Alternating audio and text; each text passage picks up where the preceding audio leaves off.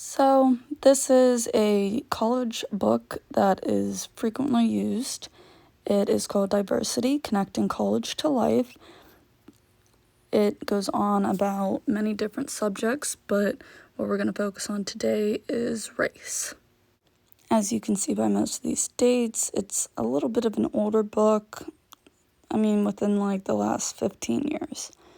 So, this is ethnic and racial diversity.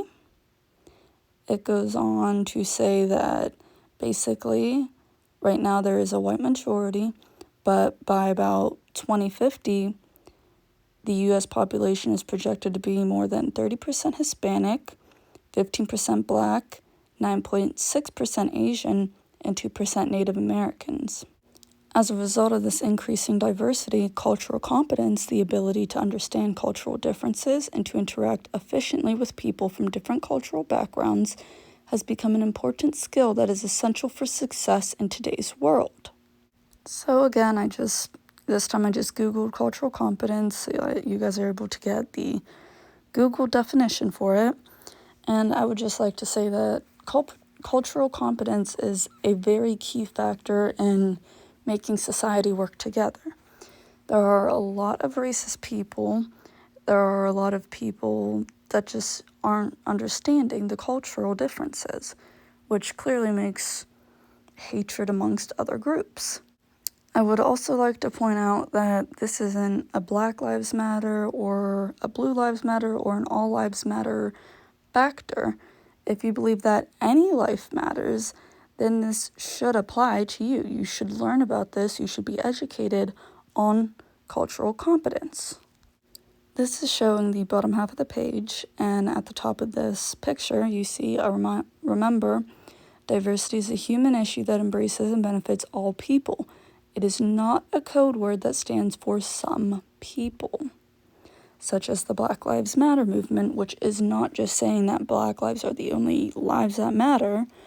It's just saying that they've been targeted in injustice and they deserve the same equal treatment as white people get. What is race?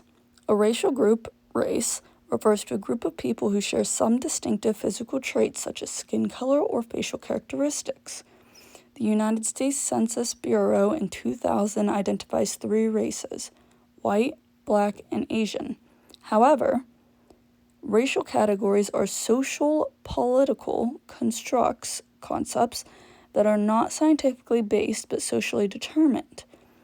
There continues to be disagreement among scholars about what groups of people actually constitute a human race or whether totally distinctive races truly exist. There are no specific genes that differentiate one race from another. In other words, there is no way you could do a blood test or any type of internal genetic test to determine a person's race. Humans have simply decided to categorize people into races on the basis of certain external differences in physical appearance, particularly the color of their outer layer of skin. The U.S. Census Bureau could just as easily divide people into categories of human groups based on such physical characteristics as eye color, blue, green, brown, or hair texture, straight, wavy, curly, frizzy. So this is the npr.org, and I have linked it below. I simply searched, can you tell your ethnic identity from your DNA? And this is one of the first links that came up. This is from February 12th of 2016. So it's within like the last 4 or 5 years. Still pretty valid information. So this article stated that even in the ideal case, we find meaningful clusters of similarity in the space of genetic variation. There is no reason to think that these will map onto ethnicity or other categories in terms of which we understand our own identity. DNA is just not going to carve up groups at their culturally significant ethnic joints. According to one study, customers who were shown by the test to have less than 28% of African ancestry self-describe as European Americans. Does this mean that their self-identifications are incorrect? They are really Black? There's no doubt that we can make, and indeed as scientists interested in our human origins must make, generalizations about the genetic makeup of populations across the globe and over time.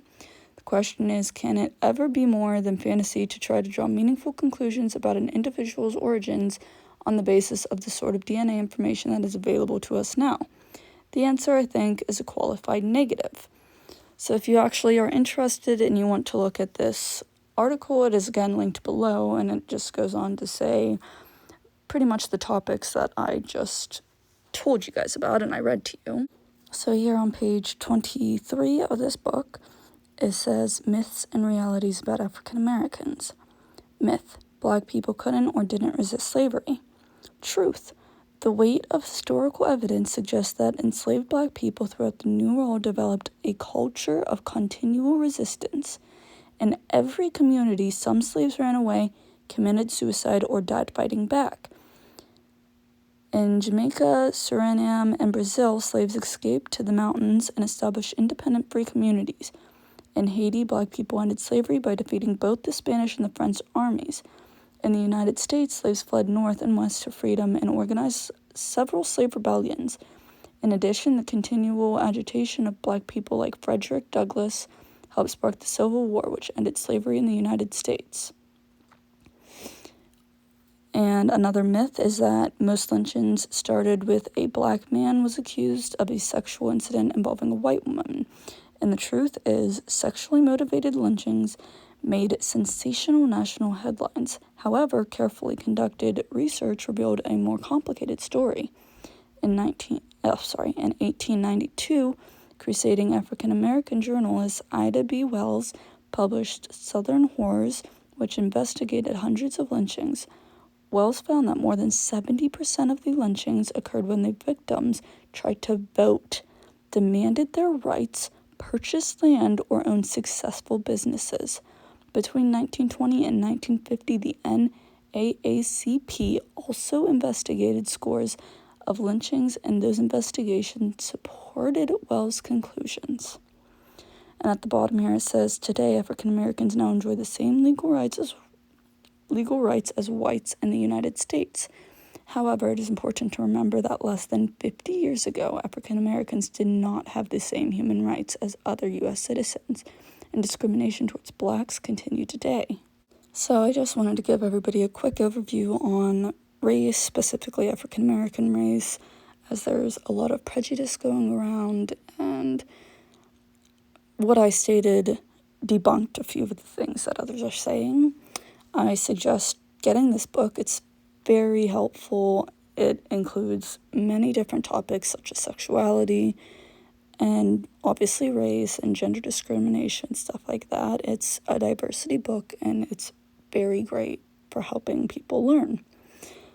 I have included this last page, which is Famous First by African Americans. It is a great list, many things that we don't learn about in school. I know that I personally did not learn about any of these in school, which is very sad that the U.S. history erased an entire race.